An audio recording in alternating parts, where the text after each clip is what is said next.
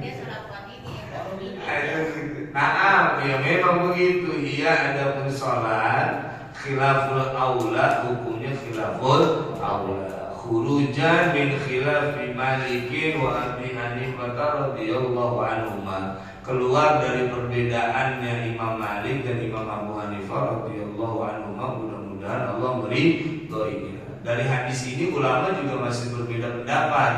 Ya, kalau kita mengatakan sholat pada waktu yang diharamkan di tanah haram Mekah itu khilaful aula menurut mazhab kita Imam Syafi'i. Tapi kalau Imam Malik dan Imam Abu Hanifah dia berbeda tentang memahami hadis Nabi yang ini, ya Bani Abdi Manafil. Nah ini yang ditanyain. Wa kharaja bi harami Makkah haramul Madinah, dikecualikan dari tanah haram Mekah haramul Madinah. Apa tanah haram Madinah? Fahuwa ghairihi, tanah haram Madinah itu sama kayak yang lain.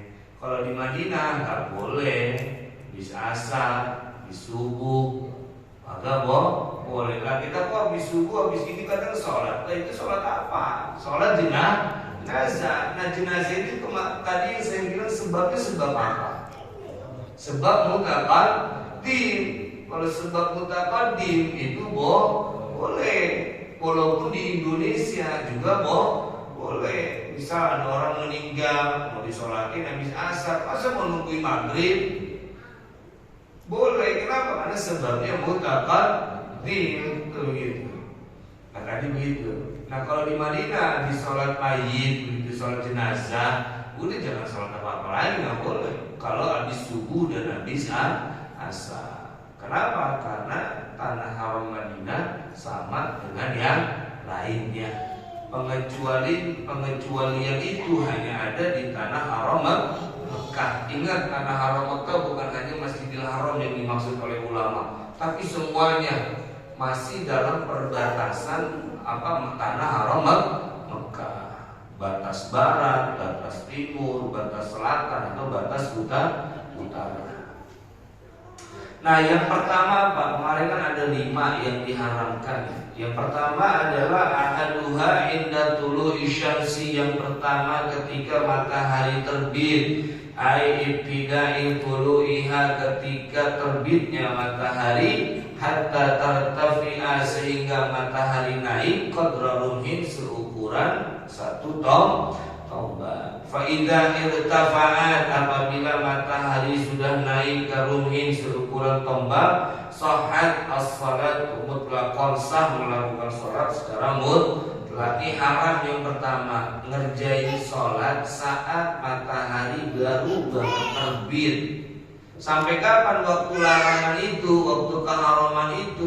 Sampai matahari naik seukuran 1 tombak. Begitu. Ya, itu biasa kita. Makanya kalau sholat isyraq atau sholat syuruk itu jangan langsung dikerjain pas matahari terbit. Itu masih haram kita sholat. Itu masih haram. Kan biasanya kalau di aplikasi HP itu yang waktu sholat kan yang ada cuma terbit. Ya. Nah, habis kelihatan terbit jangan langsung sholat. Kenapa? Itu masih haram. Itu keharaman yang pertama kata ulama. Kapan sholatnya? Entah. Kalau matahari udah naik tingginya seukuran 1 tombak. Nah, nanti kita bahas 1 tombak itu berapa. Wa tulur ruhi, panjangnya tombak, sab'atu adru'in bidira'il adamiyyi takriban fi ra'il aini. Panjang ukuran 1 tombak adalah 7 dhira', dengan dhira'nya manusia. Takriban secara perkiraan fi ra'il aini, dalam penglihatan mata. Kita lihat nih, matahari udah 7 dhira', belum kan dhira' ini dari ujung jari sampai siku. Ini kan 1 dhira'. Kita lihat nih, perkiraan dengan pandangan itu 7 itu. Nah, baru kita melakukan sholat sunnah isyraq atau syuhur begitu. Nah, kemudian waman qaddaraha bi arba'ati adru'in arada idra' al-amali ayil hadidi. Dan barang siapa qaddaraha, yang dia memperkirakan kepada panjangnya 1 tombak ini, bi arba'ati adru'in zira aroda, maka dia bermaksud zira al-amali dengan ziranya amal. Maksudnya amal ail hadidi, maksudnya besi. Ya kalau misalkan tadi mau 4 zira, jadi zira ini terbagi menjadi 2. Ada ziranya tangan manusia normal, ada ziranya besi begitu. Kalau besi itu cukup 4 zira. Tapi kalau seandainya tangan itu tuh 7, ya kalau di total ya panjangnya intinya sama begitu. Nah, kemudian di sini ada catatan kaki. Kalau di negeri Syam begitu. Syam ini kan sekarang terpecah jadi berapa? 4 tuh ya. Palestina begitu. Jordan, Suriah, satunya Lebanon, di Lebanon begitu. Syam ini tempat Isra Mi'rajnya Nabi Muhammad Sallallahu Alaihi Wasallam. Sebenarnya yang melatar belakangi orang kafir Quraisy itu nggak percaya, itu saya baca satu keterangan. Kenapa? Jadi mereka tuh ya di satu sisi juga karena murni kebencian kepada Nabi, dan mereka selalu nyari kesempatan. Karena kalau kata satu kitab tuh perjalanan dahulu yang dilakukan dari Mekah ke Syam begitu. Syam ini ya Palestina itu, Yerusalem itu, tempat Masjidil Aqsa. Itu katanya 40 malam katanya. Mana iya Nabi cerita 1 hari. Begitu. Kagak percaya. Makanya orang kafir Quraisy itu minta, yang mereka pernah ke Masjidil Aqsa sama Nabi bilang, Nabi coba dah ceritain sama saya Masjidil Aqsa kayak gimana, coba modelnya. Kan kita biasanya kalau pernah begitu ditanya ini ya. Ini kita belajar sejarahnya ya, yang tidak langsung ke ayat yang subhanal ladinya.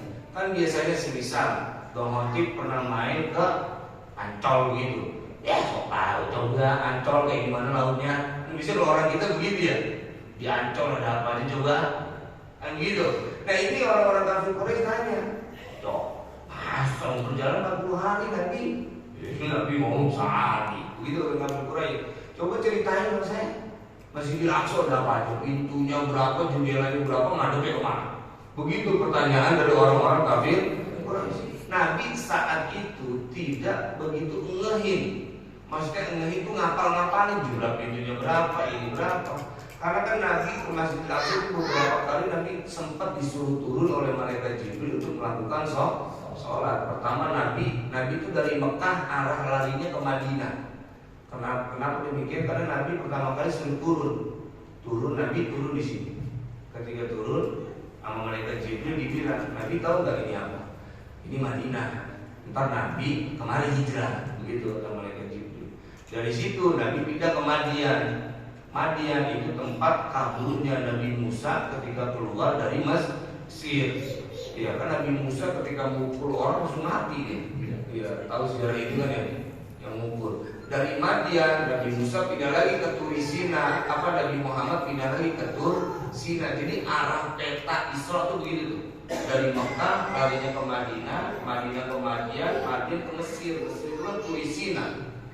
Nah makanya sekarang yang mulai marah sama Israel kan sekitar itu, makanya dari mulai Lebanonnya, begitu Suriahnya, yang daerah-daerah sekitar yang disebut dengan Syam dan akhirnya Mesir sekarang ikut-ikutan ya. Karena memang jalurnya Nabi begitu, memang dekat itu semuanya.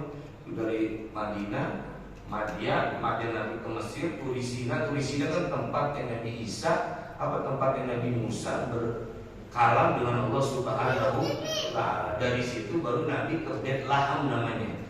Bethlehem, orang-orang luar bilangnya. Bethlehem itu tempat lahirnya Nabi Isa bin Maryam. Nah, itu tempat-tempat baru Nabi ke Masjidil Aqsa. Nah Nabi saat itu gak ngehin. Akhirnya Nabi ditanyanya di Hijri Ismail kalau ada sejarahnya. Nabi ditanya di Hijri Ismail, coba gimana Masjidil Aqsa? Jendelanya berapa? Pintunya berapa? Sampai ngegin. Yang ditanya kayak begitu. Akhirnya dibuka oleh malaikat Jibril bentuk Masjidil Aqsa di hadapan Nabi. Nabi jawab, pintunya segini, jendelanya segini, ngadepnya begini. Kaget dia gitu. Masih ada percaya juga. Akhirnya ngomong sama Sayyidina Abu Bakar, mau lihat. Masa katanya yang disuruh Masjidil Aqsa terus semalaman. Kan kita tahu 40 hari kalau ke Syam. Karena orang-orang sana kan berdagangnya ke Syam, orang Mekah itu. Akhirnya Sayyidina Abu Bakar bilang, lebih mustahil dari ini saya percaya. Itu begitu. Makanya orang-orang yang keimanannya lemah, mereka kembali lagi murtad. Murtad itu diuji oleh Allah Subhanahu wa ta'ala. Nah, makanya turunlah ayat Subhanalladzi asra bi'abdihi laylan.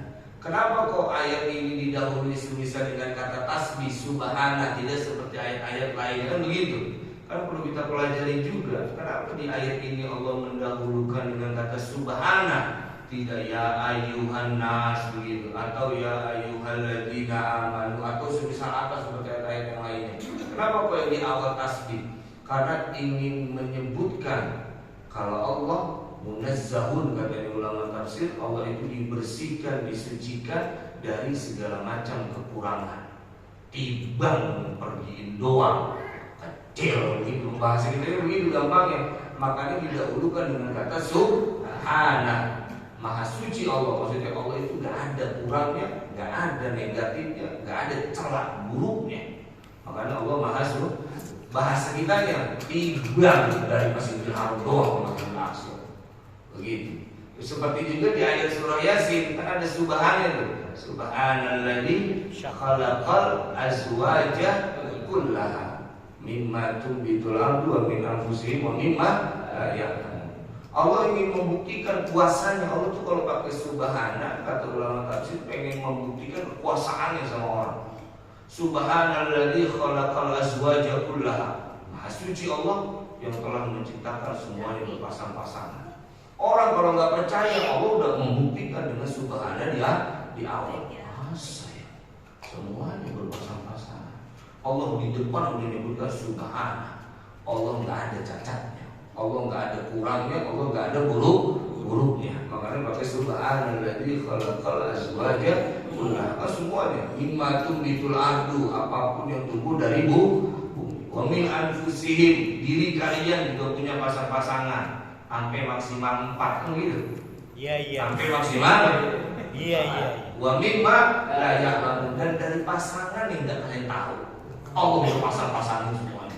Makanya di awal dengan subhana. Allah membuktikan di situ kebesaran Allah Subhanahu wa ta'ala. Itu begitu. Nah, kalau kemudian itu tadi cerita itu ya. Kemudian di sini Syam, kalau di negeri Syam di sini catatan kaki katanya kalau negeri Syam itu seukuran 15 menit dari terbitnya matahari. Misal kayak sekarang nih di aplikasi HP saya, aplikasi sholat itu jam 5 lewat 56. Ambil 15 menit ke depan. Misalnya panggil jam 6, berarti jam 6.15 baru kita ngerjain sholat isyraq atau sholat syuhur. Tuh begitu. Nunggu 15 menit, kira-kira matahari itu naik seukuran 1 tombak. Itu begitu. Kenapa kok nunggu ini? Karena masih haram, masih nggak boleh, kecuali di tanah haram Mekah. Nggak apa-apa. Kemudian wasaniha, dan yang kedua yang diharamkan kita untuk melakukan sholat indal istiwa'i, ketika istiwa fi ghairi yaumil jum'ah, di selain hari Jumat, hatta tazula, sehingga matahari bergeser ke arah timur, ke arah barat. Ketika terjadi waktu istiwa di selain hari Jumat, itu haram bagi kita untuk mengerjakan sholat. Istiwa itu biasanya langit berada di atas langit begitu, belum ada bayangan yang lari ke arah barat begitu ya, belum ada bayangan yang lari ke arah timur gitu begitu. Iklan, dan ketahuilah olehmu anna waktal istiwa, sesungguhnya waktu istiwa latifun jiddan, sangat sebentar. Waktu istiwa ini sangat sebentar ya, jadi waktu istiwa itu sangat sebentar.